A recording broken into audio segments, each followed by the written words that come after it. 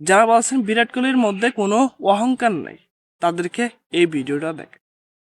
কালকে হায়দ্রাবাদ ভার্সেস আরসিবির খেলা গেছিল, ওইখানে আরসিবি হেরে গেছে হায়দ্রাবাদের কাছে। লাস্টে সবার সাথে হ্যান্ডশেক করেছেন বিরাট কোহলি, কিন্তু ট্রাভিস হেডের সাথে হ্যান্ডশেক করে না এই বিরাট কোহলি। তার ভিতরে কতটা অহংকার সেটা প্রমাণ দিল কালকেও। আগে তো দিত, কিন্তু কালকেও দিছে। তার ভিতরে কতটাই অহংকার। ট্রাভিস হেড তাদের বাপ, তাদের ড্যাডি ইন্ডিয়ার। এই ট্রাভিস হেড ইন্ডিয়াকে নাস্তানাবুদ করে দিয়েছিল 2023 সাল বিশ্বকাপ।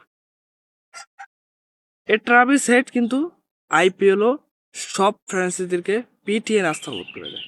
সেই ট্রাভিস হেডের সাথে তিনি হ্যান্ডশেক করেন, কারণ তার ভিতরে অনেকটাই অহংকার। তাই ট্রাভিস হেড কালকে তাকে নাস্তানাবুদ করে দিচ্ছে পিটিয়ে।